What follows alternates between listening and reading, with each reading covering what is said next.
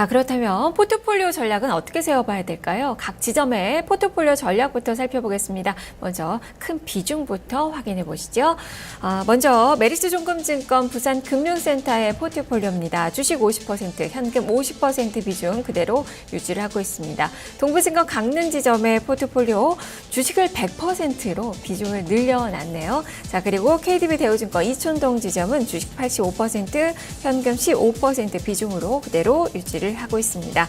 이 중에서 주식 비중을 가장 많이 꽉 채운 동부증권 강릉지점으로 가보겠습니다. 윤희찬 지점장입니다. 지점장님 안녕하세요. 예, 안녕하세요. 네, 포트폴리오가 이제 공격적으로 바뀌었나 봅니다. 어떤 종목 담고 계신가요? 예, 금일은 인터플렉스, 마크로젠, 대우조선해양 각각 20%, GS건설 40%로 준비했습니다. 네, 신규로 편입한 종목도 지금 세 종목이나 보이고 매도한 종목이 또 주종목이나 되고 이렇게 오늘 포트폴리오를 확 바꾸셨는데요. 그 이유 포트 전략을 설명해 주시죠.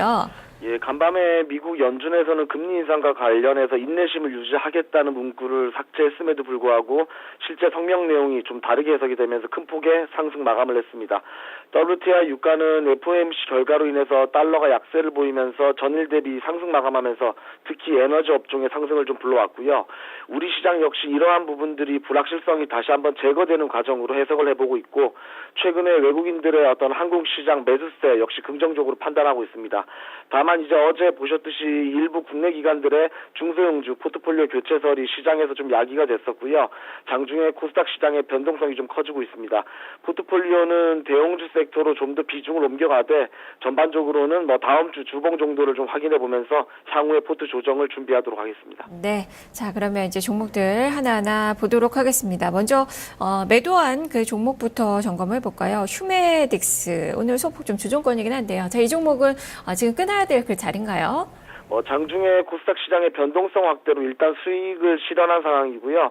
그간에 이제 말씀드렸던 중국의 필러 시장 진출에 대한 사업성 그리고 성장 스토리는 여전히 유효하기 때문에 일단 지지선 무너지지 않는다면은 가격적으로 10만 원대까지는 꾸준하게 좀 주가 추적을 해볼 예정입니다. 네, 그리고 한솔재지도 같이 매도를 하셨어요. 이 종목도 수익 실현 관점이신 건가요? 앞서 말씀드린 해외 시장 분위기로 인해서 시장 매기는 경기 민감주 섹터로 다시 한번 좀 눈길을 좀 주고 있는 거고요. 한솔재지는 말씀드렸던 지주회사 전환 이슈라든가 실적 회복세에 대한 기대감은 유효한데 포트폴리오 편입은 다시 한번 언제든지 진행할 수 있겠다는 관심 종목권으로 일단 두도록 하겠습니다. 네. 자, 그리고 편입하신 그 종목이 마크로젠이에요. 그동안의 움직임 좋았죠. 어제 많이 올랐었다가 오늘은 또 조정권의 움직임이 나타나고 있는데 자연스러운 조정으로 좀 봐야 되는지 매수의 기회라고 판단하십니까?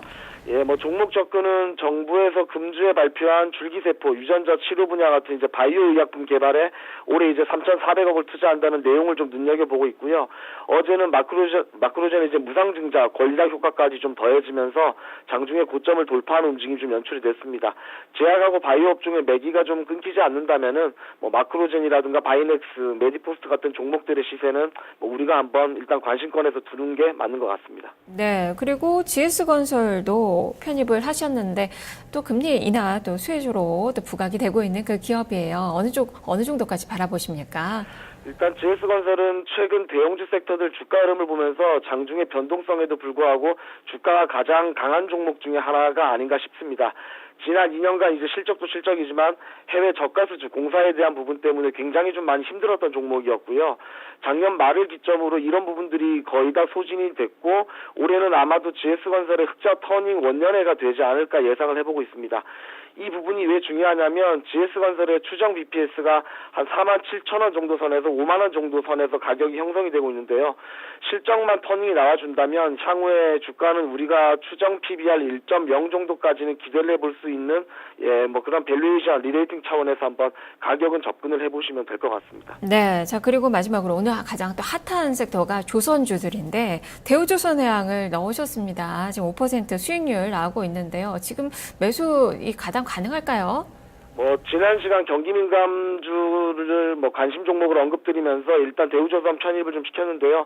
유가 역시도 추세적인 모습은 아니기 때문에 말씀하신 현재 가격대면 박스권 하단선으로 보고 매수를 좀 해본 거고요. 일단 다만 이제 당분간은 트레이딩 차원에서 접근을 좀 해보도록 하겠습니다. 손주 중에서도 대우조선의 항을 고르셨는데 이 종목 좀 더 투자 관점에서 메리트가 있습니까? 일단 다른 종목에 비해서 지난 3년, 4년 정도 실적을 보시게 되면은 기본적으로 실적이 주는 신뢰감 있는 종목이기 때문에 일단 탑픽으로 좀 결정을 해본 거고요. 다만 이제 현대중공업, 삼성중공업, 현대미포조선, 빅4 정도 종목들은 일단 방향성은 비슷하기 때문에 일단 강도 측면에서만 장중에 관찰을 해보시면 될 것 같습니다. 네, 알겠습니다. 말씀 잘 들었습니다. 예, 고맙습니다. 네, 지금까지 윤희찬 지점장의 포트폴리오 전략 살펴봤습니다.